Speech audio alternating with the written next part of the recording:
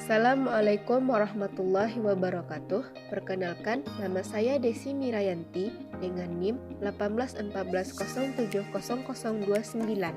dari jurusan Pendidikan Guru Madrasah Ibtidaiyah, Fakultas Tarbiyah dan Keguruan UIN Imam Bonjol Padang. Pada mata kuliah Metodologi Penelitian dengan dosen Ibu Dr. Milya Sari SPD MSI. Pada video kita kali ini, kita akan membahas tentang konsep dasar penelitian pendidikan yang subtopiknya pola berpikir ilmiah dan non-ilmiah, hakikat, tujuan dan fungsi penelitian, jenis-jenis penelitian, komponen proposal penelitian, tahapan atau prosedur penelitian, hambatan-hambatan dalam penelitian, serta solusinya. Sekarang kita masuk kepada topik yang pertama, yaitu pola pikir ilmiah dan non-ilmiah. Berpikir ilmiah adalah berpikir secara logis dan empiris, di mana logis adalah masuk akal dan empiris adalah dibahas secara mendalam berdasarkan fakta yang dapat dipertanggungjawabkan.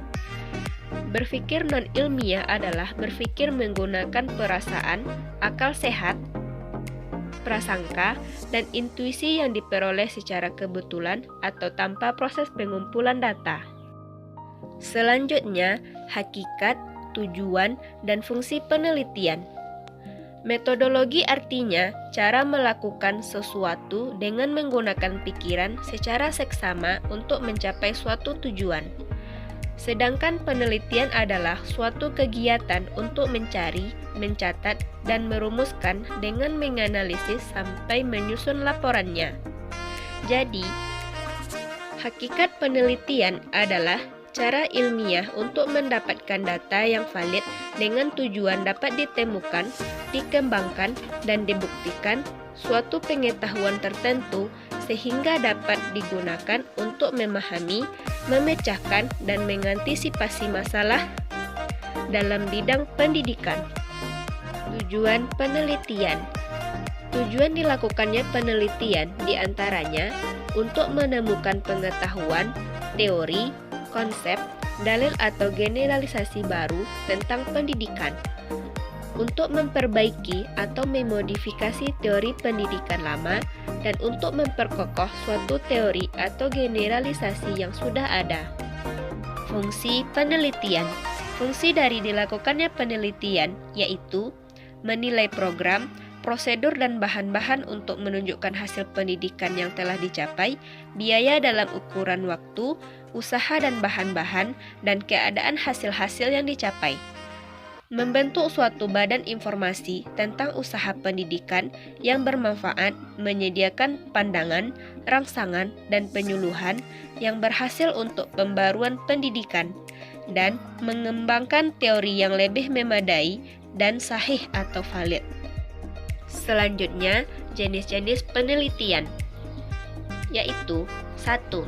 Eksperimen adalah metode penelitian yang digunakan untuk mengetahui pengaruh variabel independen atau perlakuan terhadap variabel dependen atau hasil dalam kondisi yang terkendalikan. 2. Korelasi adalah suatu penelitian yang melibatkan tindakan pengumpulan data guna menentukan apakah ada hubungan dan tingkat hubungan antara dua variabel atau lebih. Yang ketiga, penelitian deskriptif.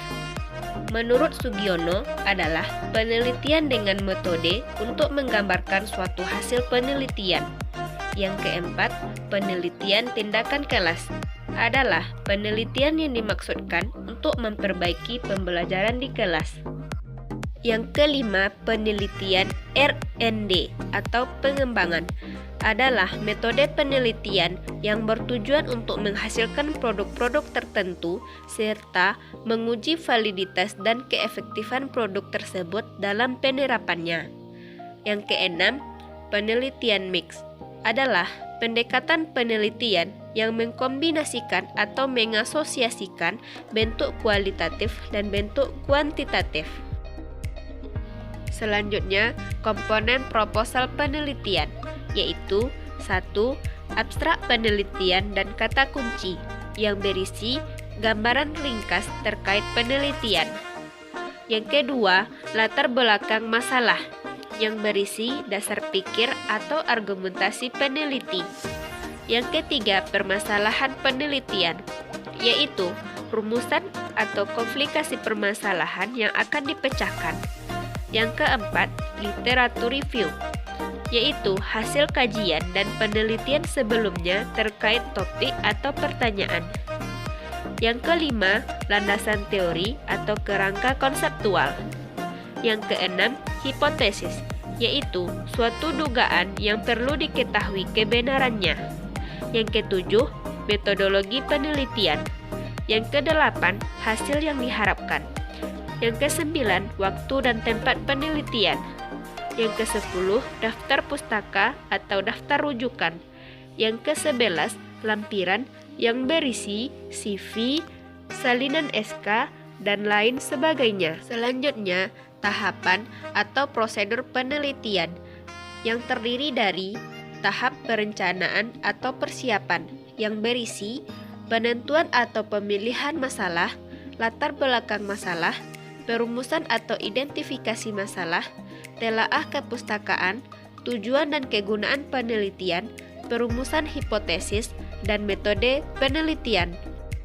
Selanjutnya, tahap pelaksanaan penelitian yang berisi pengumpulan data, pengolahan data, analisis data, dan penafsiran hasil analisis. Dan tahap yang terakhir yaitu tahap penulisan laporan penelitian. Bahasan selanjutnya yaitu hambatan-hambatan dalam penelitian. Di antaranya dapat terjadi salah pengintegrasian.